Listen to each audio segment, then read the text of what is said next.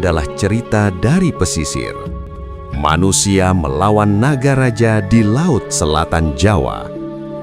Djoko Mursodo menyerang tanpa ragu. Naga mengamuk, laut hancur. Kisah heroik dari Watu Ulo. Pada zaman dahulu kala, ketika tanah Jawa masih dipenuhi dengan keajaiban dan kekuatan mistis, hiduplah seorang sakti mandraguna bernama Aji Saka. Ia memiliki murid berwujud seekor naga raksasa yang sangat setia bernama Nogorojo atau Raja Naga. Meskipun berwujud naga yang menyeramkan, Nogorojo memiliki hati yang ingin mencapai pencerahan. Ia ingin mengubah wujudnya menjadi manusia agar dapat hidup berdampingan dengan masyarakat dan mengabdi pada gurunya dengan lebih sempurna. Melihat kesungguhan muridnya, Aji Saka memberikan sebuah pesan untuk tidak membuka mata sampai ia membangunkannya, dan beberapa syarat yang sangat berat. Nogorojo diperintahkan untuk melakukan tapa broto atau meditasi suci di pesisir pantai selatan yang ombaknya sangat ganas. Nogorojo pun berangkat ke pesisir selatan Jember. Ia melingkarkan tubuhnya yang luar biasa panjang di tepi pantai, dengan kepala menghadap ke samudra luas. Ia mulai memejamkan mata, mengatur nafas, dan menyatu dengan alam.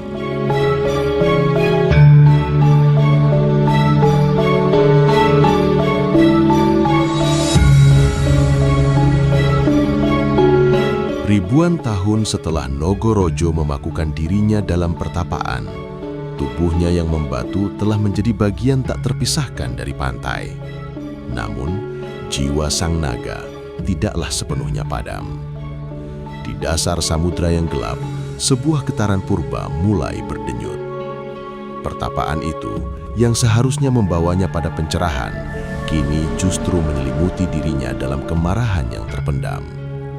Aji Saka tak kunjung datang, dan janji sang guru terasa seperti dusta yang membakar. Energi lautan yang ganas bukannya menenangkannya, justru merasukinya dengan amarah. Nogorojo, yang kini setengah batu setengah naga, mulai merasakan murka yang tak tertahankan. Ia membuka mata merah menyalanya, dan gelombang lautan bergejolak hebat.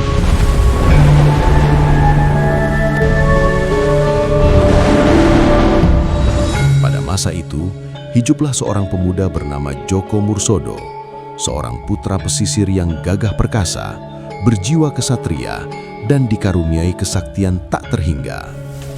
Ia dikenal sebagai penjelajah lautan yang tak gentar, pembela kaum lemah, dan pemilik pusaka keris berlekuk 7 yang memancarkan aura kebiruan. Suatu pagi yang cerah, Djoko Mursodo pergi melaut.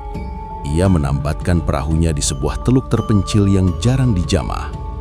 Saat kailnya dilemparkan ke tengah ombak, ia merasakan tarikan yang luar biasa hebat. Bukan ikan biasa, bukan pula paus raksasa. Ada sesuatu di kedalaman yang memancarkan energi kegelapan, sebuah kemarahan purba yang menggetarkan sanubari.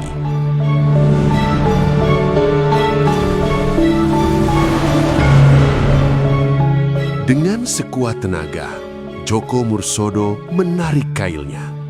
Tiba-tiba, permukaan laut bergolak hebat. Air laut menyembur ke angkasa, dan dari kedalaman muncullah sesosok makhluk raksasa yang mengerikan, Nogorojo. Tubuhnya sebagian besar masih berupa batu karang panjang yang bersisik, namun kepalanya kini hidup, memancarkan aura keganasan. Mata merahnya menyala, dan taringnya yang tajam bergemeretak, menebarkan ketakutan. "Siapa kau lancang mengusik pertapaanku?" raung Nogorojo. Suaranya menggelegar, membelah langit dan merobohkan tebing-tebing karang. Djoko Mursodo tidak gentar. Ia berdiri tegak di atas perahunya yang oleng, mencabut keris saktinya yang berkilauan. "Aku Djoko Mursodo, dan aku datang untuk menenangkan murka yang mengganggu lautan ini." Pertempuran pun pecah. Nogorojo menyerang dengan gulungan tubuhnya yang raksasa, menciptakan gelombang tsunami yang nyaris menelan Djoko Mursodo. Ekornya yang panjang menghantam air, memicu badai yang mengamuk. Djoko Mursodo dengan gesit melompat dari perahu ke puncak karang tertinggi, menghindari serangan mematikan sang naga. Keris saktinya memancarkan cahaya biru, membelah air yang datang mengancam.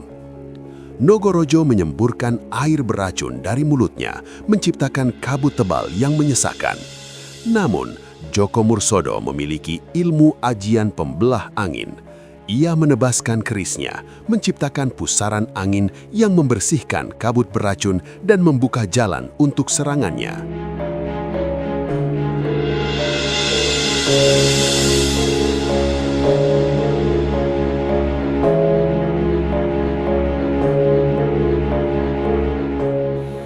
Pertarungan berlanjut selama berjam-jam, dari pagi hingga senja.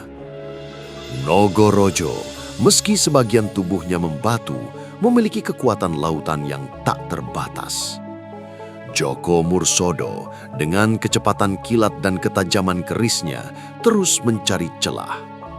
Ia tahu, untuk mengalahkan naga sekuat ini, ia harus menyerang bagian vital yang belum membatu.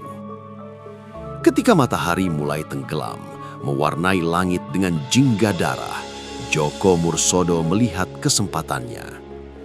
Nogorojo, dalam kemarahannya yang membabi buta, mengangkat kepalanya tinggi-tinggi untuk meluncurkan serangan terakhir.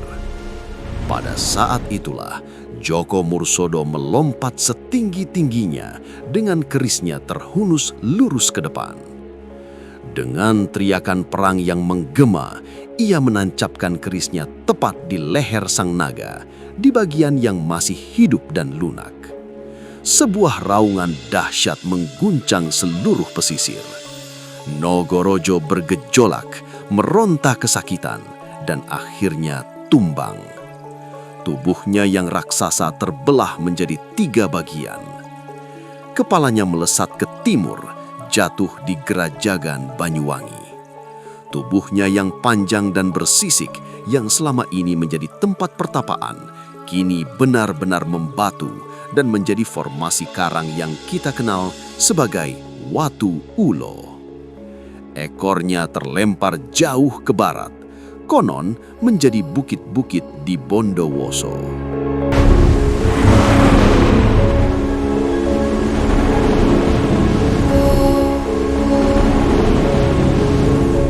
Demikianlah kisah pertempuran epik yang melahirkan Watu Ulo. Sebuah pertempuran antara kemarahan purba dan keberanian manusia yang kisahnya tetap hidup dalam deru ombak dan bisikan angin di pesisir selatan Jawa. Bagaimana pendapat sedulur tentang legenda Watu Ulo? Tuliskan komentar Anda di bawah. Jangan lupa like, share, dan subscribe untuk kisah sejarah Nusantara lainnya. Sampai jumpa di episode berikutnya.